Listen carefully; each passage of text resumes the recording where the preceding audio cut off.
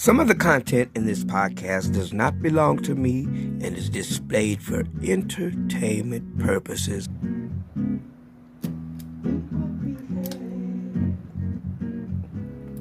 Oh, genie of the lamp, can you grant me a wish? Just one wish. Goldie, what is your wish? I want to see the Goldie Gossip podcast. Your wish is my command.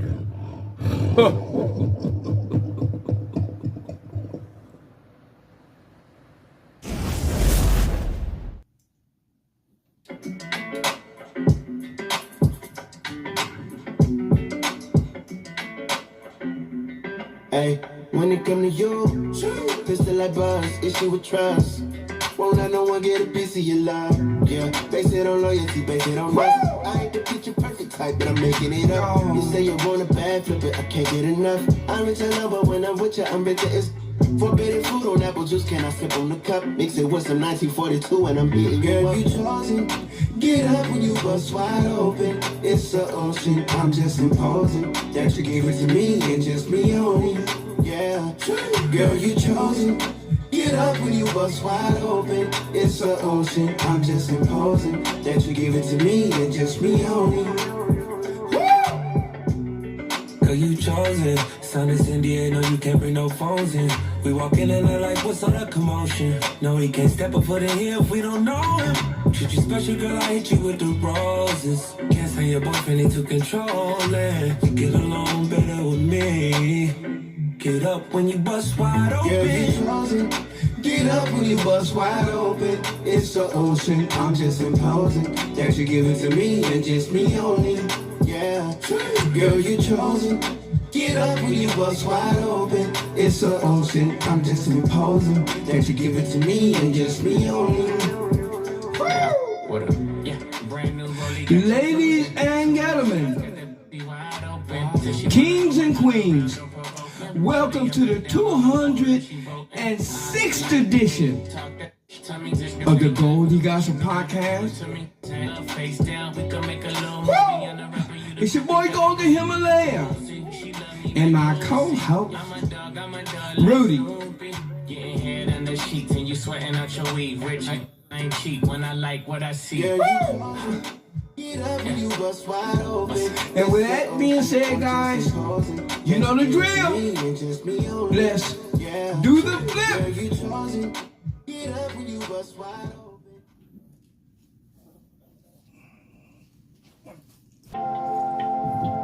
And there's the flip. Hey guys, let's get right into a Goldie's feature. This time, guys, I want to feature John Amos from the Good Times back in the day. But even more than Good Times, he's done a lot of movies. He has had a very, very interesting career. Right now, let me show you a short clip of an interview with him. And I'm pretty sure he talks about Norman Lear, who was instrumental in bringing black sitcoms to the forefront. Check it out, and we'll be right back.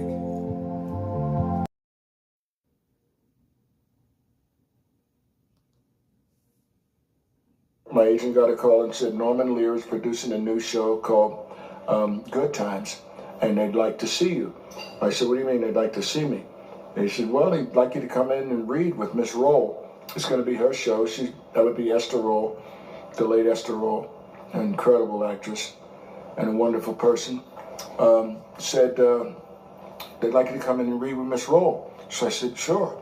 Everybody knew who Norman Lear was at that time. I mean, I'd seen the first pilot episode of All in the Family, and I said, there's no way in the world they're going to put that on television. You know, I mean, Archie Bunker was in full mode, man, full bigot mode. And I said, there's no way they're going to let that stuff play on TV. Sure enough, it became a hit. And so when I got the call that Norman Lear was interested, I said, most definitely. I went in, I read with Miss Roll for Norman Lear. It was just the three of us in his office. And when we finished the reading, Norman looked at Esther, and Esther looked at me and looked at Norman and said, he'll do just fine. And thus I became JJ's daddy. Well, the reason being, Miss Roll had insisted that she have a husband on the show. She did not want it to be a perpetuation of the matriarchal black family. She said, no, I want a husband, and he's going to be a working husband, and he's going to be responsible, and that's the way I want to run this family. Well, everything worked except the jobs. James Evans, my character, was never able to find a full-time job. But then if he had, and a lot of people had critiqued the show on that basis, why can't this man find a job? They thought it was denigrating or degrading, to black men. The truth of it is, you can't live in the projects and make but so much money. So he provided for his family with any job that he could find.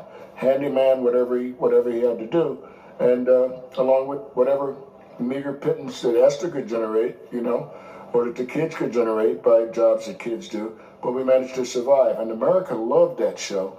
To this day, they love that show because it was closer to how most Americans lived at that time.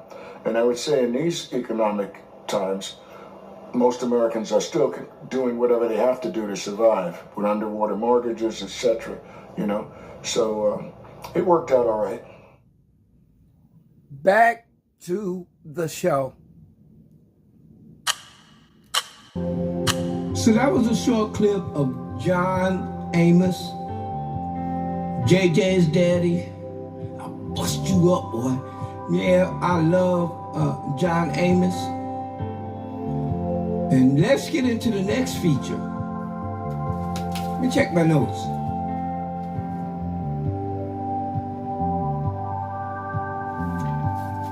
Let's get into some Goldie's movie reviews. That's right, Goldie's movie reviews.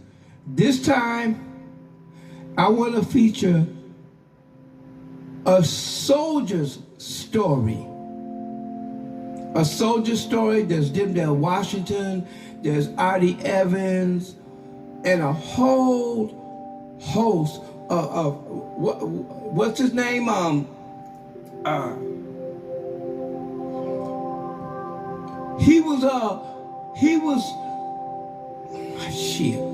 He was in Color Purple, Mr. father. He was Mr.'s father. Adolf something. I can't remember his name. But anyways, all of these guys were good in A Soldier Story. So right now, let's watch the trailer to A Soldier Story. And we'll come right back. A few moments later. I'm conducting an inquiry into the events surrounding the death of Sergeant Waters. The report I file will be confidential. What will the Army say when they find out 2 white officers beat up the murder victim not long before he was shot to death? You've got a motive, you've got a witness, what more do you want? This is still my investigation, Charlie. You killed Waters, didn't you? Answer me! Did you kill Waters? Captain Richard Davenport has come to Fort Neal to find out the truth about a man's past. What kind of man was he? I'm the kind of colored man that don't like lazy, shiftless Negroes. His enemies. Waited a long time for you, boy. But I got you. And his murder. Keep turning this thing over. You bound to have an explosion. Now you hit him, didn't you? I knocked him down. They're all lying.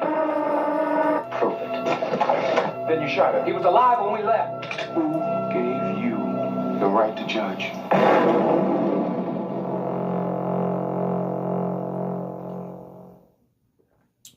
Back to the show.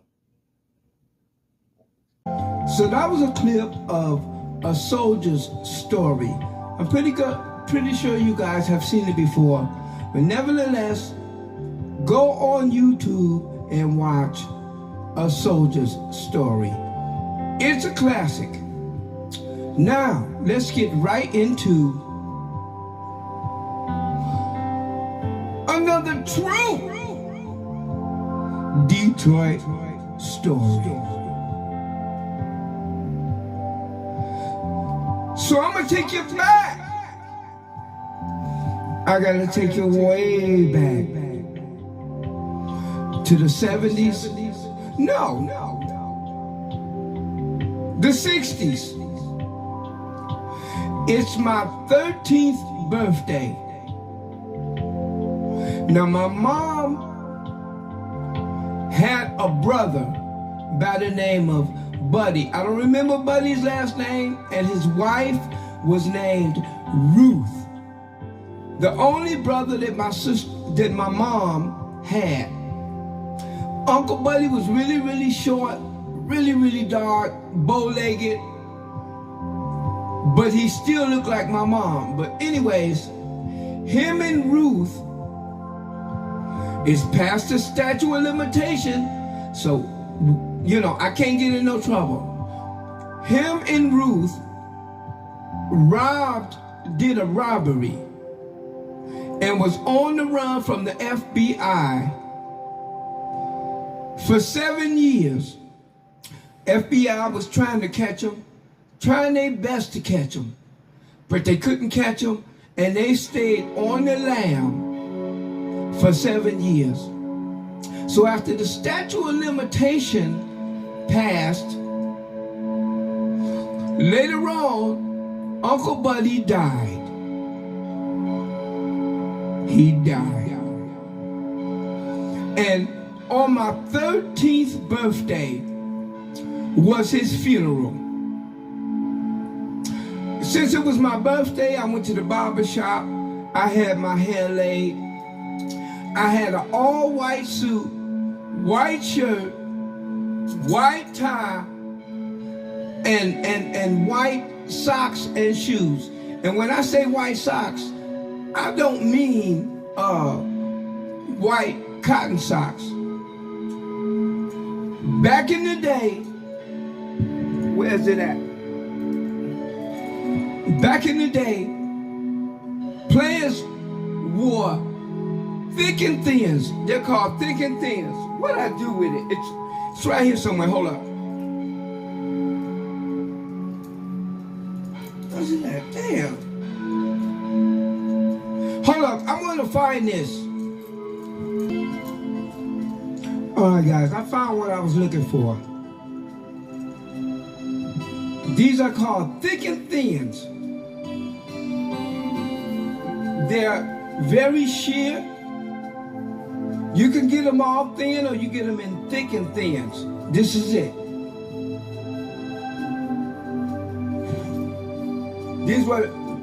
They were considered gentlemen's socks. They don't even sell them anymore. Everybody's wearing cotton socks, you know, Fruit of the Loom.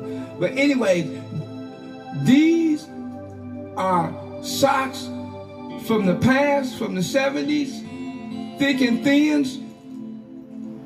They don't make them like that anymore, guys. But anyways, I had those, but they were in white. I had the white suit, white shirt, white tie, white shoes, and white thick and thins at Uncle Buddy's funeral. I know I kind of felt out of place wearing all white at the funeral, but nevertheless, it was my 13th birthday. So, later on, I moved to Cali. When I got out here, my Uncle Buddy, he passed away. And my mom also passed away. When my mom passed away, I went back to Detroit, and I was at my mom's funeral, and I was bawling like a baby because I was losing my mom. And in the back pew behind me, somebody tapped me on my back, and I turned around, and it was Auntie Ruth. She was still alive, she was still around, and she gave me a big hug. I hadn't seen her since I was a teenager, and since Uncle Buddy had passed away. And it was a beautiful experience seeing Auntie Ruth at my mom's funeral. And that's another true Detroit story. That's right. Hey guys, thank you for rocking with me and Rudy. You know the drill. Always believe in yourself. Never give up. Be kind to yourself and others. Don't take no crap. Right until the wheels fall off. And we'll see you next podcast. Thank you.